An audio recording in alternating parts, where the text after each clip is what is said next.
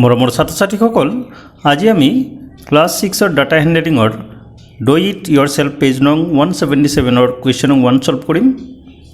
তো মৰমৰ ছাত্ৰ-ছাত্ৰীসকল যিসকল ছাত্ৰ-ছাত্ৰী এতিয়ালৈকে মোৰ চেনেলটো ছাবস্ক্ৰাইব কৰা নাই প্লিজ ছাবস্ক্ৰাইব কৰি ল'বা।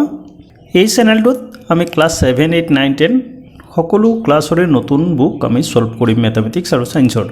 গতিকে যিসকল ছাত্ৰ-ছাত্ৰীয়ে প্ৰথমবাৰৰ বাবে চাই আছে বা কন্টিনিউ চাই আছে কিন্তু ছাবস্ক্ৰাইব কৰা নাই সকলোৱে ছাবস্ক্ৰাইব কৰি ল'বা প্লিজ। তো আমি আজি স্টাৰ্ট কৰিম নাম্বাৰ 1। সো ফাৰ্স্ট কোৱেশ্চন কি কৈছে 40 students from classes 6, 7 and 8 of a school are selected for talent search examination। তেনেকুৱা ধৰণৰ টেলেণ্ট এক্সামবোৰৰ বাবে ক্লাছ 6, 7 আৰু 8 ৰ পৰা 40 ষ্টুডেণ্ট কি কৰা হৈছিল সিলেক্ট কৰা হৈছিল বাছনি কৰা হৈছিল। Their age are shown in the following chart। সিহঁতৰ বয়স তলত দিয়া তালিকাত কি কৰা হৈছে দেখুওৱা হৈছে। এইকেইটা হৈছে বয়স। এতিয়া চোৱা ইয়াত 9, 9, 10, 9, 9 এনেকুৱা ধৰণৰ তোমাৰ সংখ্যাবোৰ দিয়া আছে। এই সংখ্যাবোৰ কি বুজাইছে ছাত্ৰ-ছাত্ৰীবোৰৰ কি এজ বয়স। ঠিক আছে, এতিয়া তলত চোৱা এখন টেবুল দিয়া আছে য'ত নেকি এজ ইন ইয়াৰ্ছ মানে বয়স দিয়া আছে বছৰত। কেনেকৈ 9 ইয়াৰ্ছ মানে 9 বছৰ, 10 ইয়াৰ্ছ 10 বছৰ এনেকৈ 13 ইয়াৰ্ছলৈকে দিয়া আছে।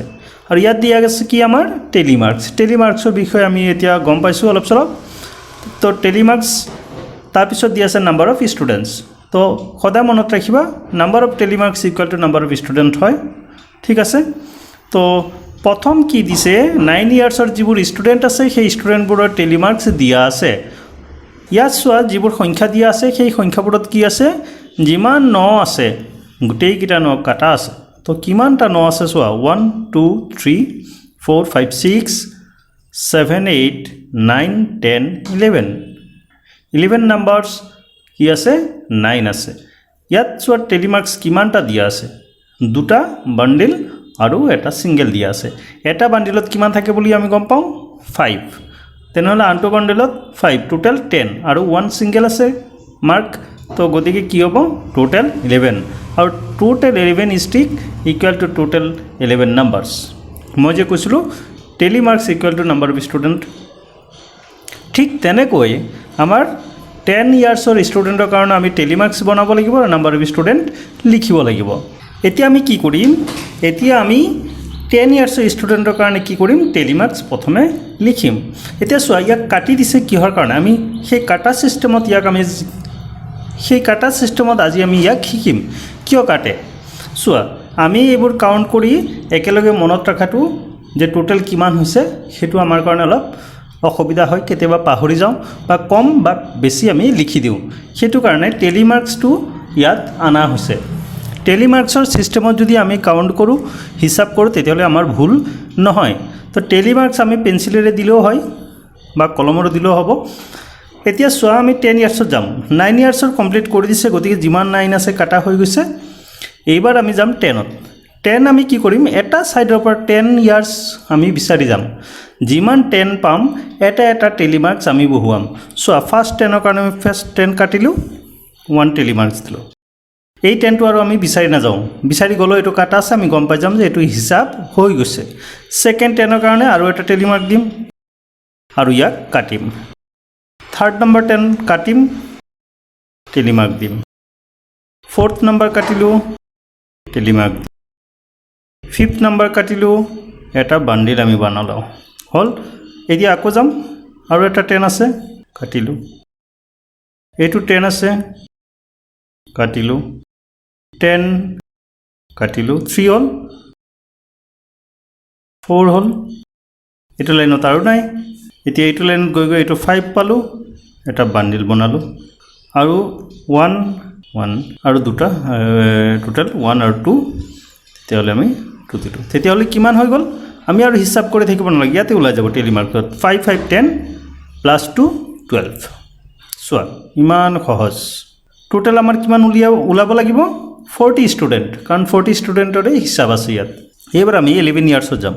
11 ক'ত আছে প্ৰথমৰ পৰা ষ্টাৰ্ট কৰিম 1, 2, 3, 4 5 one bundle 1 2 3 হল 1 2 হল ইয়াত 2 হল আৰু এটা হলে আমাৰ 3 হ'ব এটো হলে 3 হল ঠিক আছে আৰু আমাৰ 11 আছে কোড আৰু আমাৰ 11 আছে এটা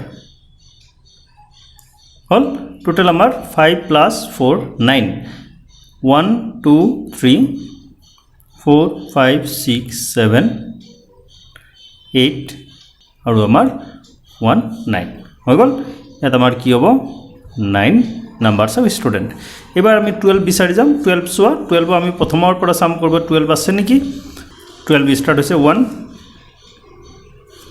কাটি দিলো 2 3 4 and 5 আমি 5 বহুৱাই দিলো লাস্ট আমাৰ আছে 13 প্ৰথমৰ পৰা চাম আমি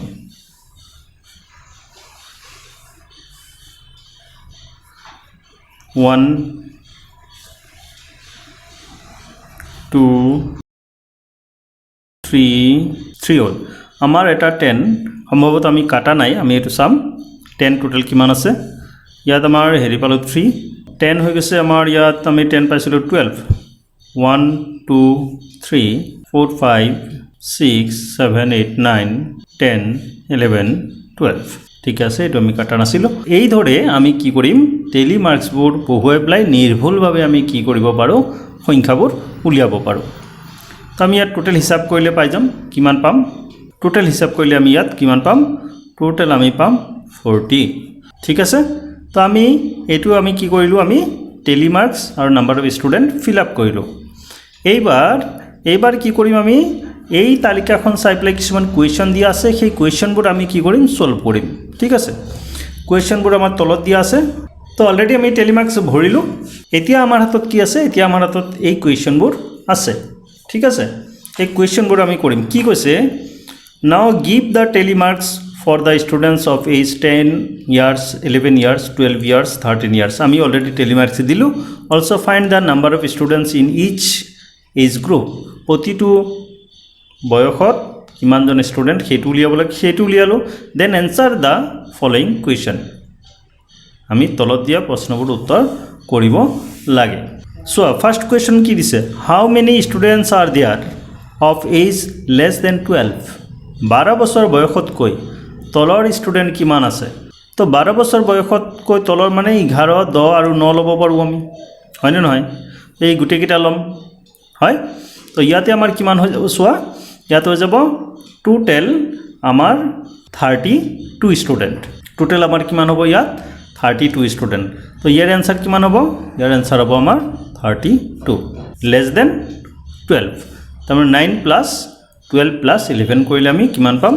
32 পাম নেক্সট আমি some B number how many students are there together of 9 years and 13 years of age 9 বছৰ আৰু 13 বছৰ বয়সৰ টোটাল কিমানজন স্টুডেন্ট আছে 13 বছৰ বয়সৰ আছে কিমান 3 জন 9 বছৰ বয়সৰ কিমান আছে 11 জন 11 আৰু 3 আমি কি কৰিম প্লাস কৰি দিম 9 আৰু 13 বছৰ বয়সৰ 11 আৰু 3 যদি আমি প্লাস কৰি দিও টোটাল কিমান পাই যাম আমি 11 plus 3 equal to 14 number of student ঠিক আছে next question কি কৈছে আমাক how many students are there in the highest age group মানে আটাইতকৈ বেছি বয়স থকা দলত 13 বছৰ বয়সৰ আটাইতকৈ বেছি বয়স গতিকে ইয়াত কিমান হ'ব টোটাল 3 কি হ'ব 3 student in which age group the number of students are the least কোনটো বয়সৰ